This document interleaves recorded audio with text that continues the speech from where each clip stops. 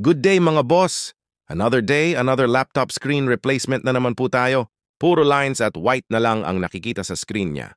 Pero nagagamit daw ni client sa external monitor. Kaya 100% screen ang problem ng laptop ni boss. Ang model ng laptop ay HP EliteBook 850 G6.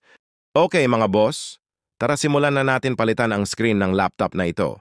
Simulan natin sa pagtanggal ng lahat ng screw na makikita sa ilalim ng laptop.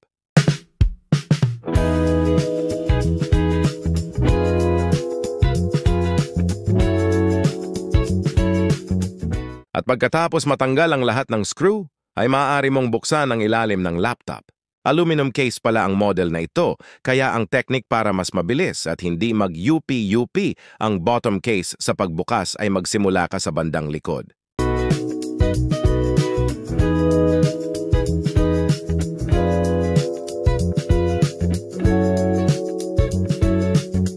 At pag nabuksan mo na, unahin mong i-disconnect agad ang battery.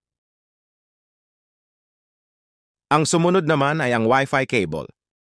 At pagkatapos ay ang LCD cable or PVDS cable.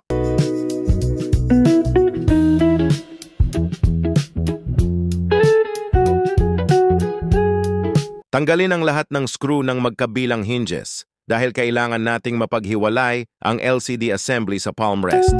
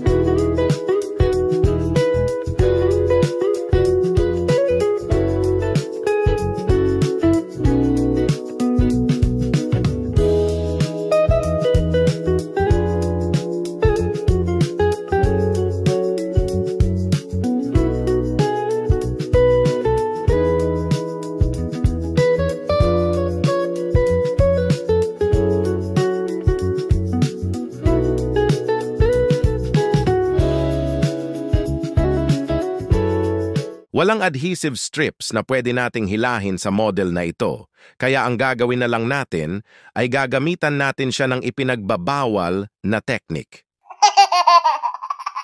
Gumamit ng fluid para mas mabilis matanggal ang dikit ng adhesive sa screen.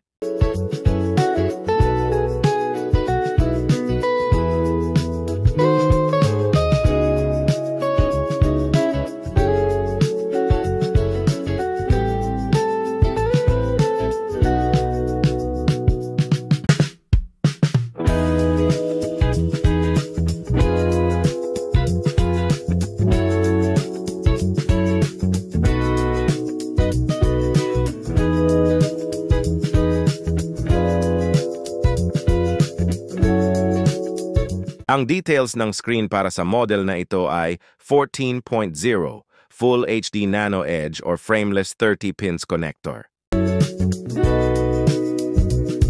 Kung kayo ay naghahanap ng screen para sa model na ito, ay maaari nyo po kaming i-PM sa aming Facebook page na LCD Republic Laptop Service Center o maaari nyo din kaming bisitahin sa aming Cubao branch, San Mateo branch o sa Montalban branch. Available ang screen na yan sa kahit saang branch kayo magpunta. Mabibili ninyo ito sa napakamurang halaga. Wow!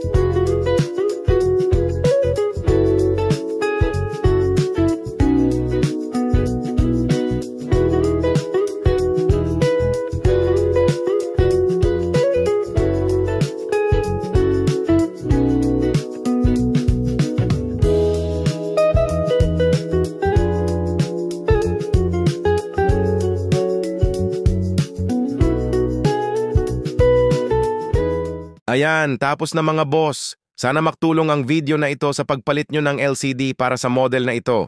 Hanggang sa susunod na video mga boss. Salamat!